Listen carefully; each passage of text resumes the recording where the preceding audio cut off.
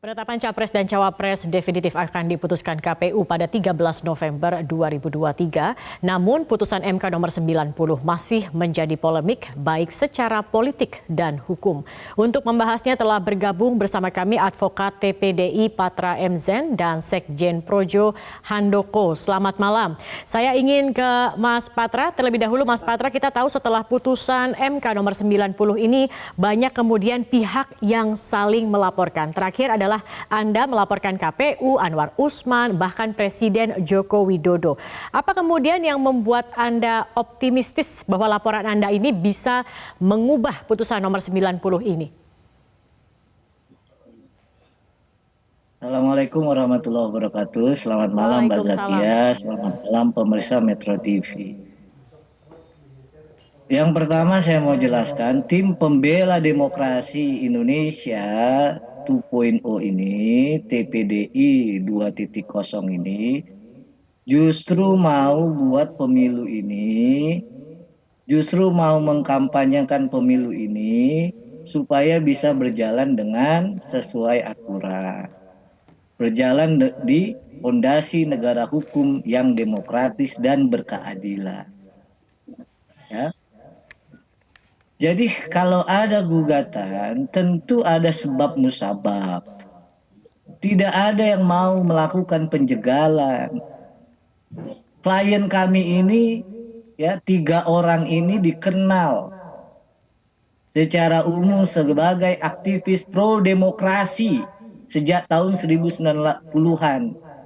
Bukan baru ngomong sekarang, bukan.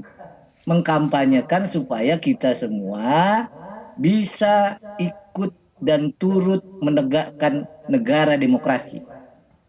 Yang kedua, kita ini nggak ada omong dan tidak berdiskusi soal menolak putusan MK.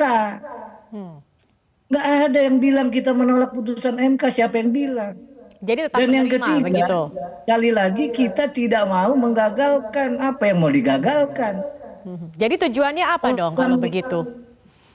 Nah, oleh karena itu kita ingatkan, ada proses yang keliru. Apa kelirunya? Pendaftaran berkas pencalonan Saudara Gibran itu kan tanggal 25 Oktober. Ya. Kalau tanggal 25 Oktober, saat itu peraturan KPU yang berlaku adalah peraturan KPU nomor 19. Oke. Nah, kalau kita baca peraturan KPU nomor 19, maka syarat pengajuan pencalonan presiden dan wakil presiden itu diatur dalam pasal 13 ayat 1 huruf Q, Mbak Zakia. Baik, jadi Mas Patra artinya dalam proses yang keliru ini Anda melihat ini berpengaruh pada sah atau tidaknya Gibran sebagai cawapres dalam penetapan nanti, seperti itu ya Mas Patra ya. Mas Patra, saya ingin tahu komentar dari Mas Handoko terlebih dahulu. Peraturan itu ya kan masih berusia paling rendah 40 tahun. Kalau KPU ya pada saat putusan MK tanggal 16 Oktober sehari atau 2 hari dia langsung ubah menjadi peraturan KPU yang merevisi, nggak akan jadi masalah. Baik. Gitu loh. Baik, Ya? Jadi saat pendaftaran putusan sebenarnya MK belum itu kan tanggal berubah 16. begitu ya? Oke. Ya?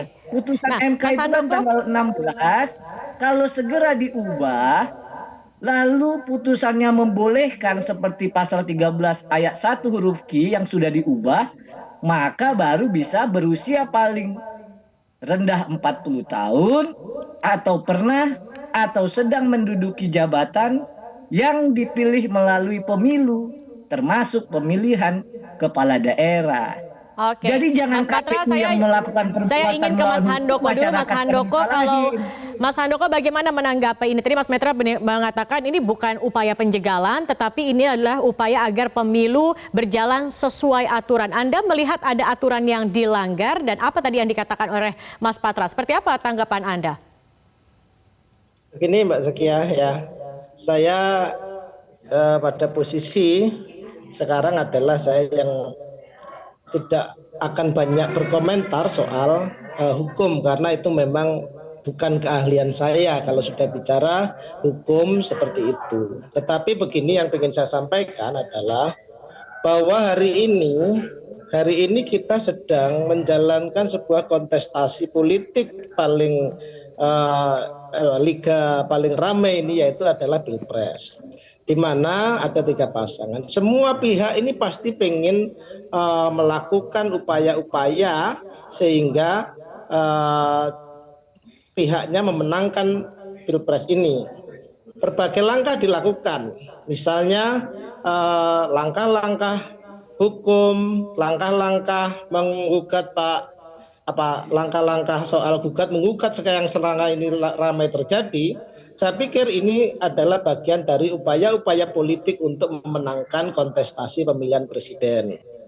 Jadi silakan, saya tidak pada posisi bagaimana hukum ini nanti akan memberikan jawaban-jawaban atas persoalan-persoalan ini. Yang jelas hari ini pasangan sudah ada 3 pasangan calon siap berkontestasi, dan hari-hari sampai tanggal 14 Februari nanti adalah hari-hari di mana semua pihak akan berupaya dengan sekuat tenaga melalui semua lini yang mereka punya untuk memenangkan kontestasi.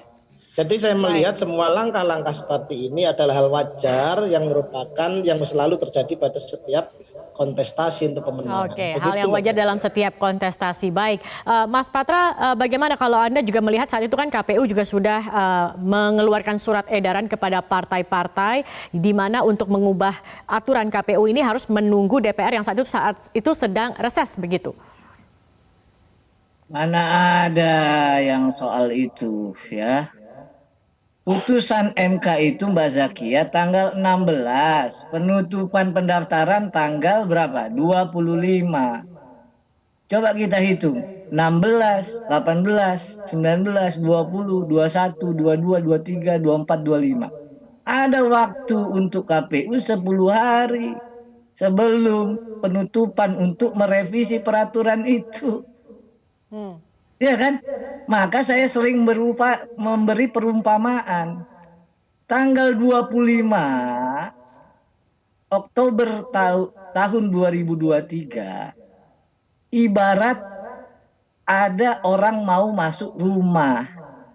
Di depan pagar ada tulisan, yang pakai sepatu nggak boleh masuk. Pada tanggal 25 Oktober, peraturan KPU nomor 19 itu jelas bahwa persyaratannya adalah tidak boleh di bawah 40 tahun. Maka semestinya berkas pada tanggal 25 itu tidak diterima. Kenapa? Karena belum ada peraturan KPU yang direvisi. Baik, Mas Patra, ya? Tapi begini, Mas Patra. Oleh karenanya, kalau secara hukum Mbak Zakia, secara hukum, berkas itu null and void. Having no legal ini akan dibuktikan nanti dengan laporan yang sudah Anda lakukan begitu Mas Patra. Tetapi begini, tanggal 13 esok ini sudah penetapan pasangan calon. Nah, urusan laporan Anda ini kan tentunya masih panjang prosesnya Mas. Nah, ini bagaimana sia-sia dong perjuangannya kalau kemudian ditemukan apapun nanti hasilnya. Mana ada yang sia-sia? Kita mau tunjukkan ya bahwa yang namanya peraturan itu semestinya ditegakkan. Mana kita tahu kalau tanggal 13 nanti misalnya, oh si Patra benar juga nih kata KPU. Berkas mana yang kita mau periksa? Ya, belum tentu. Ini kan makanya kita harus tahu semua masyarakat ada berkas yang masuk sebelum peraturan KPU-nya diubah. Sebelum peraturan KPU-nya diubah. Gitu loh. Sekarang pertanyaannya, berkas mana yang mau diverifikasi dan ditetapkan pada tanggal 13 atau hari Senin? Mana berkasnya? Kalau berkas yang dimasukkan tanggal 25 Oktober, peraturannya silakan dibaca sendiri. Masih menggunakan peraturan nomor 19. Gitu loh. Baik, kalau Mas Handoko, Anda sendiri bagaimana? Anda optimis bahwa tanggal 13 nanti akan ditetapkan pasangan yang saat ini sedang dilaporkan begitu oleh Mas Patra terkait dengan adanya ketidaksesuaian dalam aturan saat pendaftaran? kami sampai hari ini pada posisi yang kami tidak Baik. Mas Handoko? kami adalah Mas Handoko, maaf suara Anda putus-putus, Mas Handoko.